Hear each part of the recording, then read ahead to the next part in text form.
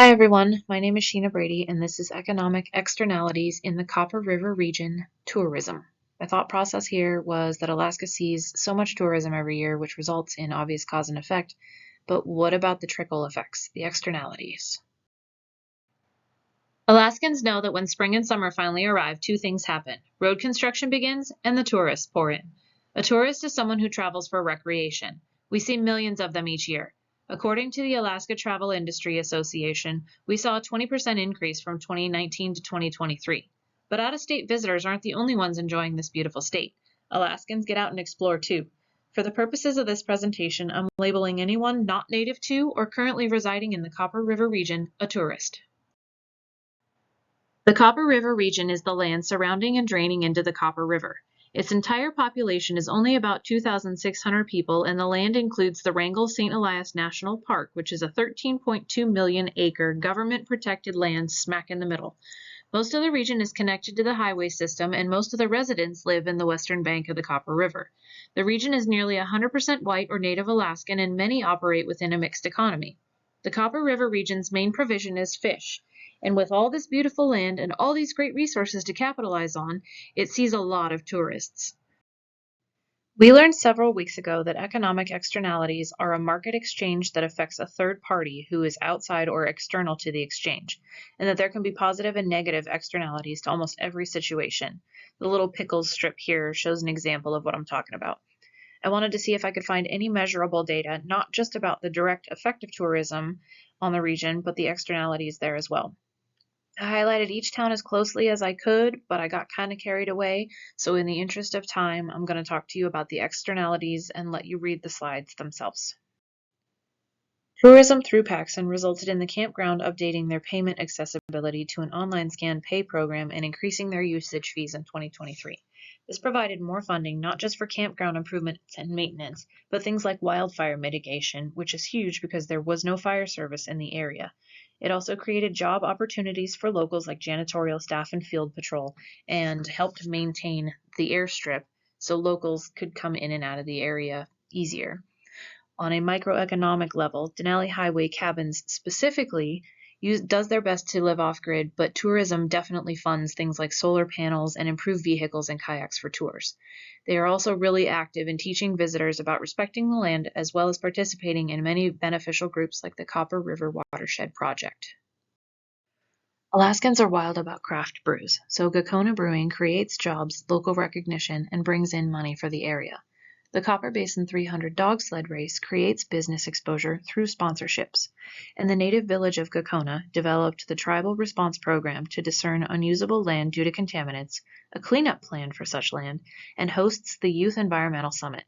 While each of these programs are doing amazing work to preserve the area's land and culture, emphasizing using only what is needed with minimal waste, the need for such programs is a direct result of visitors coming in and mistreating the land. Chistachina takes pride in subsistence being the basis of the economy. In a mostly Athabascan village, they honor and celebrate tradition regularly here. Postie's Trading Post sells authentic Athabascan-made items, but that also creates extra work for those making the pieces. They're constantly trying to find the balance between economic benefit and possible negative impacts to the environment and community. They also feel strongly about not exploiting their culture and conveying accurate information to those who visit. A small 12-person community, Solana sees traffic traveling to and from Tok and Glen Ellen, as well as adventurers headed for Nebezna Road. There's a ranger station and a seasonal pullout, but not much to boast for tourist amenities. Even though the National Park Service website boasts very few people, there are clearly marked trails on their maps, and the traffic into the park has facilitated the need for them to staff its ranger station to issue permits for off-road vehicles and answer questions. The Department of Transportation also maintains Nebezna Road, at the end of which lies the town of Nebezna and Nebezna Mine. That area is privately owned, but there are lodges nearby and a bed and breakfast nearby, so you have to assume that they deal with unwanted visitors from time to time anyway. Mentasta is Copper River Region's northernmost Aetna community.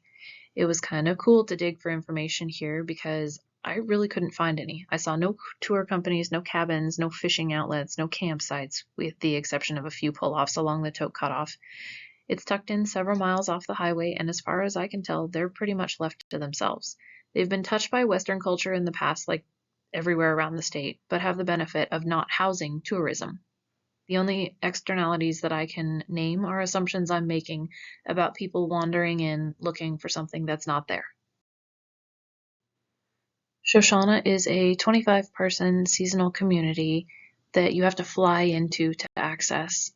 National Park Services maintains a public use cabin here, but for the most part, the externalities here are mainly preserving the assets that are currently present and paying kindness forward and community spirit. Nelchina is the namesake for the Nelchina Public Use Area, which is a 2.5 million acre designated land area used dominantly for hunting the Nelchina caribou herd. The herd is a huge asset to subsistence living all over the state, and in 2023 the numbers dropped just below 7,000. That meant the need for meat fell onto moose hunting and basically grocery shopping, and they suspect that these numbers will continue to stay low in 2024 and 2025. The main influence in the Mendeltna and Tulsana regions were the impact on the grayling population. In 2019, 47% of fish caught in the Upper Copper, Upper Susitna Management Area were Arctic grayling. There was a limit of 5 any size daily at that time. Fast forward to today, Fish and Game is proposing a limit of 2 with a minimum length of 12 inches to preserve the population. Surrounding areas had been used for egg collection to support the regional stocking program, but Fish and Game is taking measures to hold back angler catch in an effort to preserve the species. One of the most interesting and honestly exciting facts I found about Gulkana area isn't economical in dollars and cents, but restorative. The roadway and bridge across the Gulkana River was built in 1943 straight through the middle of Gulkana village. Native land was intersected, taken away, and used for profit without their knowledge or consent. In 2021, Governor Dunleavy signed a deed to restore the land to the Gulkana Native people. While there's still a highway smack in the middle of their lands and tourists invading the space constantly, it's a step in restoring what was stolen. The people of Gulkana Village take seriously enriching and supporting their own community. They strive to properly steward their land, empower tribal members to succeed in education and the workforce, and steep their people once again in their rich cultural practices. While the outsider influence was decades ago, I think this is a huge step in the right direction, worth mentioning. Glen Allen makes tourism work for them. They capitalize on increasing infrastructure and grants to improve the city and surrounding areas. In 2021, a Gakona couple opened up a Subway in Glen Allen, which brings a chain restaurant to a small town so tourists have a familiar place to eat. That's pretty smart. A study conducted for the Department of Transportation in 2017 reported that every $1 spent on transit in the area generates $1.90 in business sales. So the more places people have to spend their money on when they arrive, the bigger the positive monetary impact to the area. One project currently in the works is the Department of Transportation's grant to install a bike path from Glen Allen to Copper Center to accommodate tourist and local non-vehicular traffic, especially along the Taslina River Bridge. This will not only help tourists in the area move around, but it will support the annual Fireweed, a 200-mile bike race from Sheep Creek to Valdez. People who participate in the bike race stay in the local lodging, eat the local food, and spend their money there on their way through. Copper Center Silver Springs area is home to native village of Cludica, who get funding from the EPA to plan and execute projects like air monitoring programs and solid waste management plans. Lots of tourist traffic means lots of trash. And for its part, the National Park Service also has a green team, which implemented cleanup days for volunteers to help clean up after tourist season, work on sustainable initiatives like solar panels and low flush toilets for the area, and signage to encourage visitors to reuse and recycle. Poncina and Willow Creek benefit from projects and issues arising in larger communities or in the park, such as communication about road safety and concerns about traffic volume. The Copper River Watershed Project is also bringing to light the need for culvert replacement in the area. DOT is working on plans to restore this section of the Richardson due to traffic deterioration and fish migration. Although people travel through Kenny Lake, they seem fairly untouched by tourism. They have the benefit of not only being a fishing community, but a farming, hunting, and gathering community as well, all alongside the highway system. They maintain a fairly technology-free lifestyle and enjoy sustaining themselves mostly from what they hunt, grow, and gather. One cool thing I discovered was the Kenny Lake School received coho salmon eggs in January of this year that they matured and helped release into Strenla Lake through the Copper River Watershed Project. So even at the elementary school level, the kids are doing their part to preserve and prosper their environment. Chitna is known for the running of the salmon. Each year, an influx of people means locals can charge $8 for a cup of coffee or a small fee for helping to process fish. This also means Fish and Game has tight restrictions and constant monitoring, just in case emergency orders need to go out to stop fishing. This seems a bit more like a nature problem than an economic one, but in a state ingrained so deeply in subsistence living, this is a big deal. McCarthy-Kennecott area sees tens of thousands of visitors a year. The National Park Service, along with the local community and Friends of Kennecott, are engaging in an ongoing planning effort to identify buildings that will be stabilized or rehabilitated.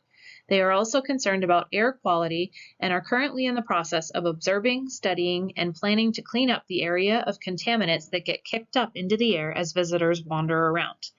National Park Service also provides funding and support for the local medical, fire, and law enforcement structures they might not otherwise have. Apologies for the rush. I found a lot more information than I was able to share with you. I just wanted to end on a slide or two of places I found all my information. Hopefully I was able to highlight for you some of the economic externalities resulting from tourism in the Copper River region. Thanks for your time.